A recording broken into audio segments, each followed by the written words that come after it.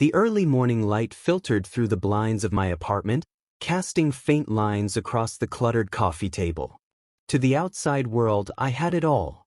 A steady job, a partner who adored me, and the quiet life everyone assumed I wanted. But beneath the surface, I lived in two worlds, straddling the fine line between loyalty and longing. My name is Marcus, and this is the story of how everything unraveled. It started with Daniel, my lover. He was everything my partner, Evan, wasn't: unpredictable, fiery, unapologetically himself. We met at a work conference months ago, and I'd been drawn to him immediately. At first, I told myself it was harmless, just a friendship, but that illusion didn't last long. One stolen glance turned into late-night texts, and before I knew it, I was in over my head. Being with Daniel felt electric, like finally breathing after holding my breath for years. With him, I didn't have to be the perfect boyfriend or the reliable older brother. I could just be me, even if it was only in stolen moments. But those moments came with risks. The secrecy, the lies. It was a dangerous game, one I thought I was clever enough to win. Then there was Liam, my little brother. 5 years younger and living just a few blocks away, he had a way of showing up unannounced.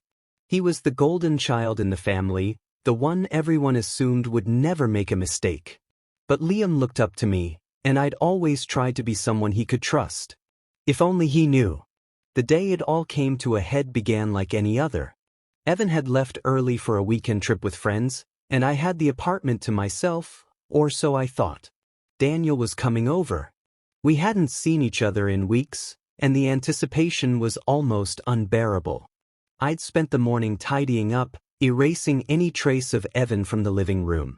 When Daniel arrived, the tension between us was immediate. We didn't waste time with small talk. It wasn't what we needed. The air was thick with everything unspoken, the kind of connection that made the rest of the world fade away.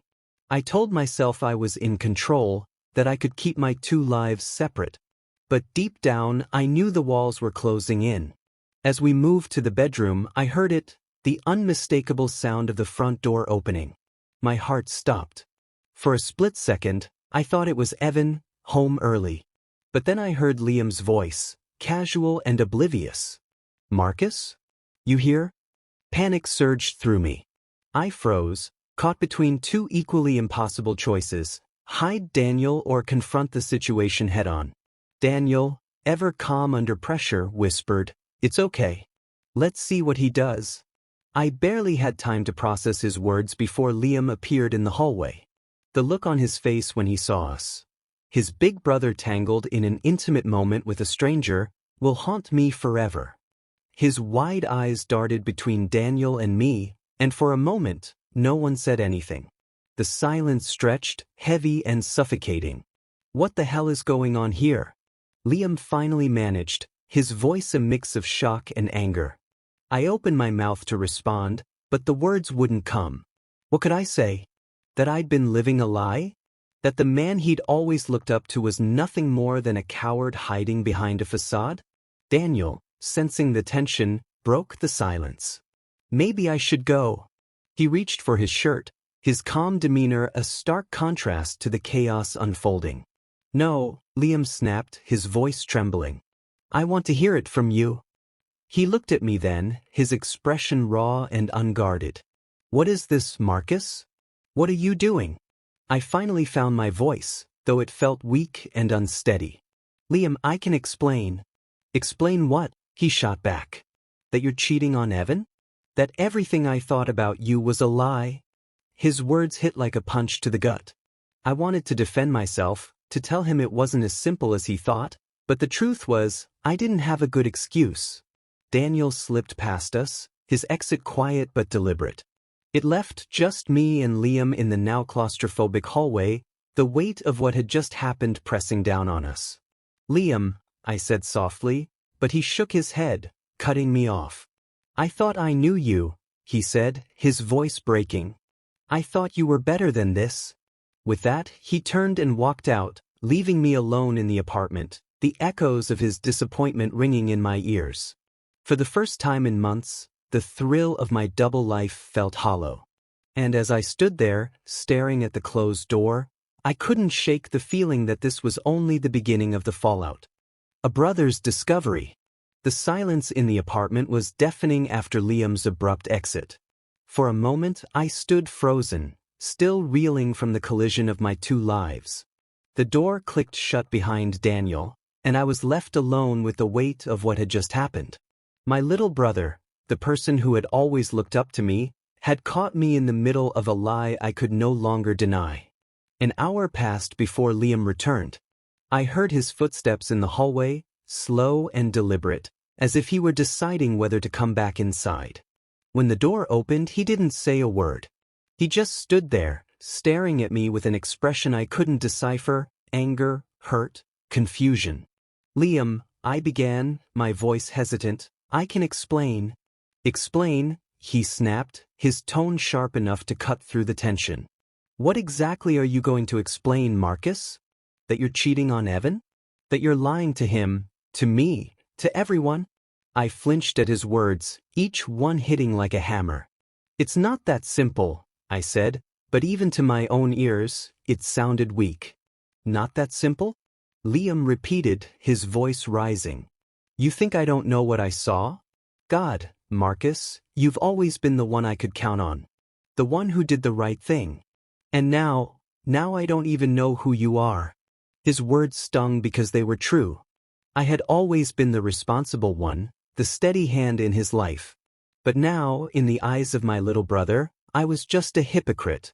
"Look," I said, forcing myself to meet his gaze, "I know what I did was wrong. I know I've been lying. But you don't understand. Evan and we've been struggling. For a long time." Liam folded his arms, his jaw tight. "So that's your excuse? Things were hard, so you decided to sneak around behind his back?" "It's not an excuse," I said, my voice rising in frustration. It's complicated. I love Evan, but I feel like I'm suffocating. And then Daniel, Liam interrupted, his tone dripping with disdain. "So that's his name." I winced at the word. It sounded so clinical, so detached. "Yes," I admitted. "That's his name. And yes, I made a mistake. A big one.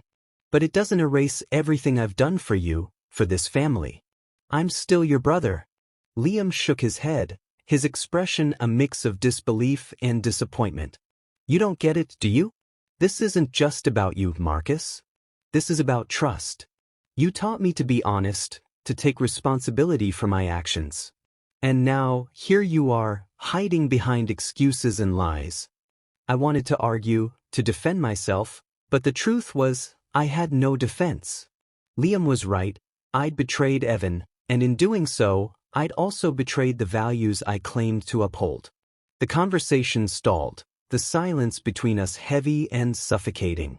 For a moment, I thought Liam might walk out again, but instead he sank onto the couch, his shoulders slumping.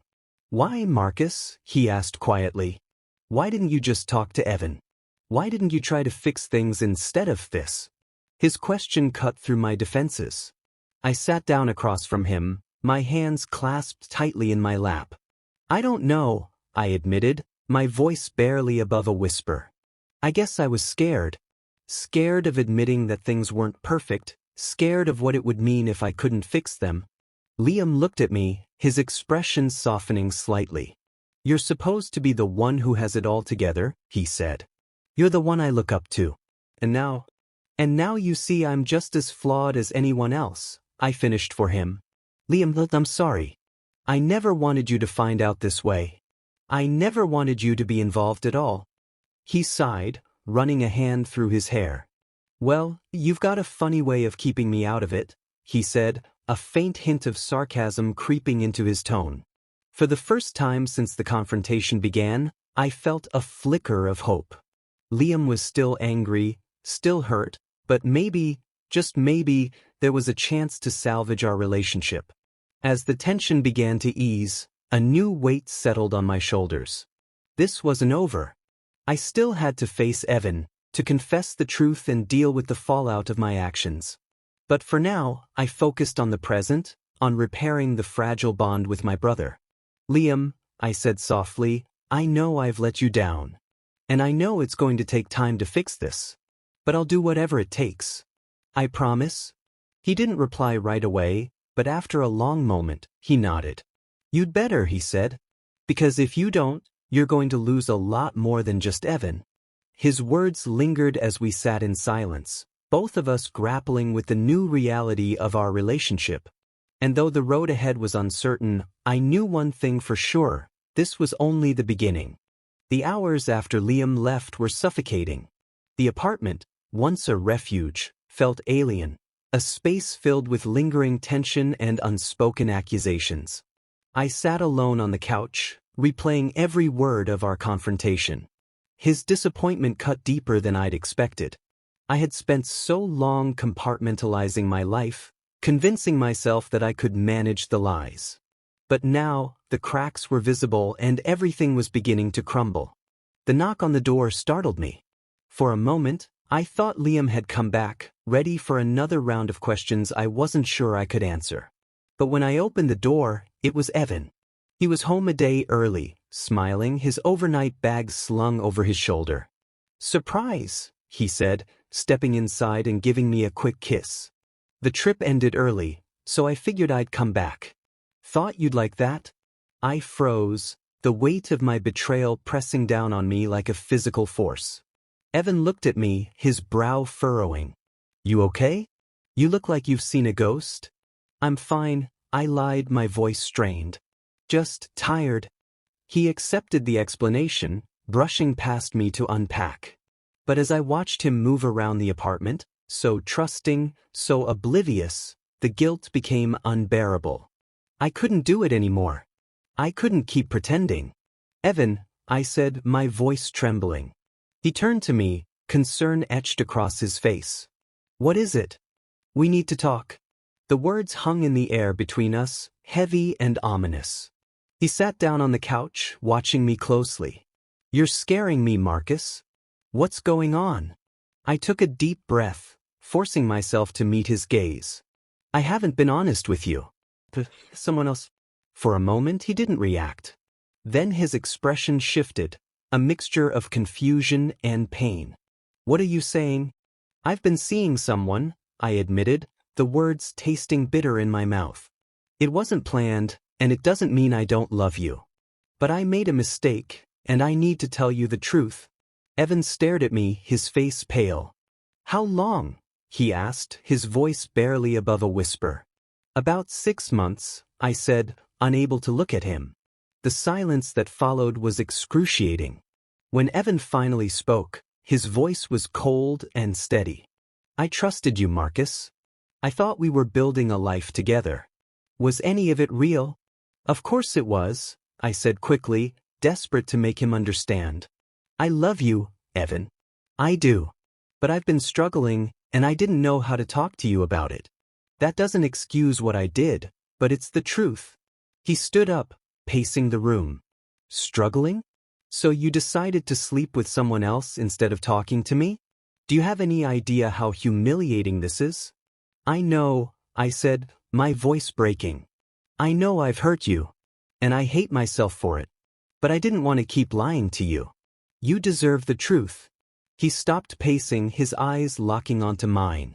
The truth, he said bitterly. The truth is you destroyed everything we had. I wanted to argue, to defend myself, but I knew he was right. My choices had consequences, and now I had to face them. I'm sorry, I said, tears streaming down my face.